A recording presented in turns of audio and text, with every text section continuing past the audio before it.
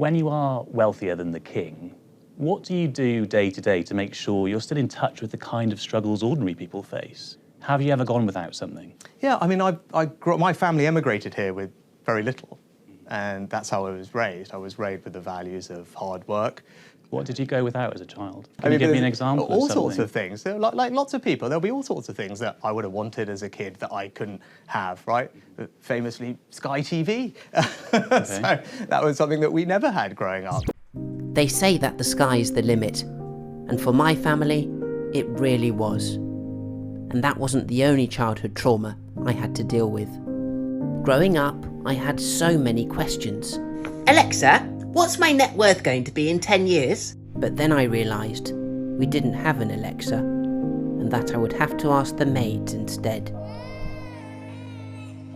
There were some nights that Mummy and Daddy forgot to turn the heating on in all 27 kitchens, and we'd be forced to warm our hands over a piping hot venison Wellington. I remember at school, some of the children would say, "You're having a bubble," and I'd laugh, even though I wasn't, because our heated pool didn't have a jacuzzi setting. As a child, I never got the vitamins my body so desperately needed, because we didn't have a NutriBullet, and I couldn't be bothered to go out into our privately owned orchard. So yes, I might be a multi-millionaire who's richer than the king, but everything I say about the struggle comes from here. Or underneath, sort of behind it. From the heart. Thank you, humans. That was UK Prime Minister Rishi Sunak, once again the subject of mockery online, after saying he went without lots of things, including Sky TV, when trying to relate to the struggles of the general public. The Prime Minister, known for his wealth, spoke about the sacrifices his parents made when he was young, but the comment ultimately backfired and didn't take long for people on the internet to have a little fun, with some saying they should start a crowdfunder to get Prime Minister Rishi Sunak Sky TV. Welcome to This Week on the Internet, where we take you through everything making the rounds online. We've all had surprising moments at work, but what this woman was faced with in Charlotte will surprise us all. In a TikTok that has 2.6 million views, a waitress showed a man sitting across from a blow-up doll, and even buying the blow-up doll its own drink. Comments came rushing in with disbelief, with some saying it was perhaps a dare or punishment between friends. But the video went so viral that the man in question saw it and commented that he had lost his fantasy football league. However, in an unfortunate turn of events, the woman was fired as a result of the viral video. Okay, so I'm not supposed to be making TikToks at work, but this calls for it. I work at a nice restaurant in Charlotte, and I need you guys to see what just came in the door.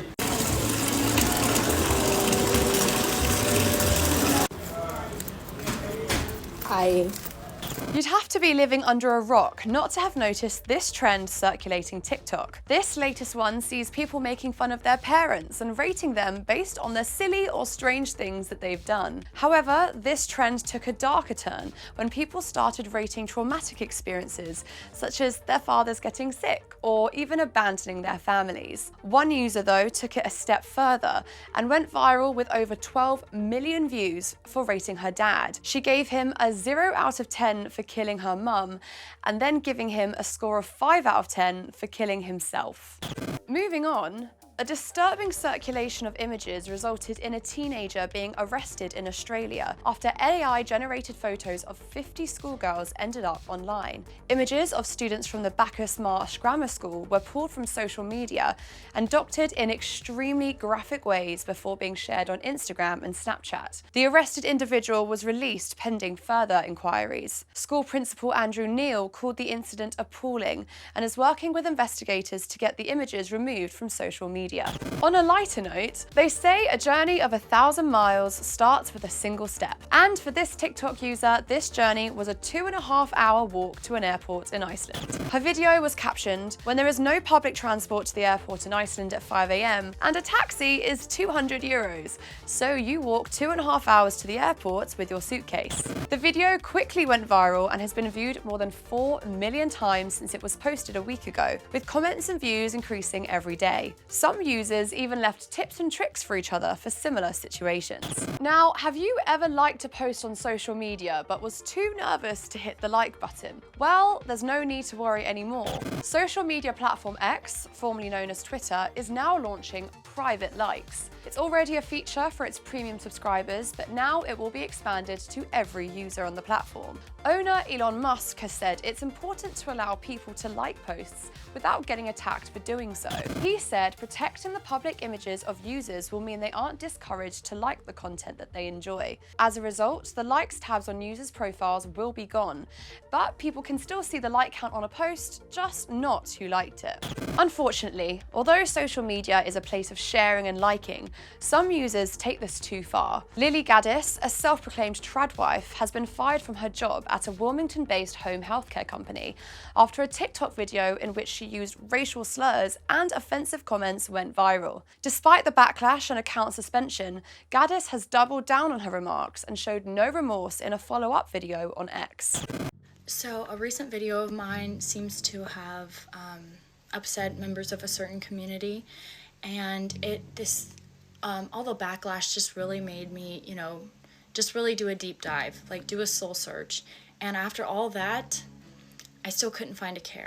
Do you think it's bad that I charge my friends for their kids to eat and drink at my house? Now, this isn't me asking, but a user on TikTok. This simple question created a fiery debate on the platform, with thousands of users immediately jumping in to share their opinions, with one response getting up to 7 million views. We'll leave you to watch and make the decision for yourselves. Do let us know in the comments.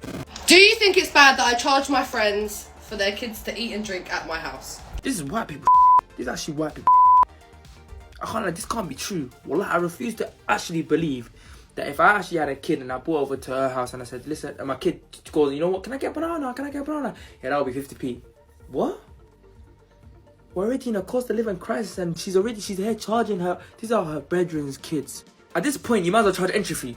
You might as well charge every single one of your friends £10 entry fee. If I'm inviting you to my house, no matter how broke I am, wallahi, I am not charging anyone anything. This is really concerning, guys. Wallahi, this is really concerning. This is crazy. At this point, I actually believe that she invited her friends to come over just so she could charge them. Guys, we're in a recession. Everyone's going broke. Especially, I'm flipping broke. Yeah, this guy. There's no way you can say to me, you can try to debate and say, yo, this is alright. What she's doing is alright. A name that is always trending on social media is Taylor Swift. But this time, it's her backup dancer that took to social media. Kameron Saunders, who has been a backup dancer for Swift's Eras tour, posted photos of himself in a tartan outfit around Edinburgh after Swift performed 3 nights in a row at the Murrayfield Stadium. But he added he wanted to be super respectful about the culture before purchasing the tartan kilts. And he said he had an extensive conversation with the salesman who educated him all about Scottish history before making the purchase. That's it for this week on the internet. We'll see you next week.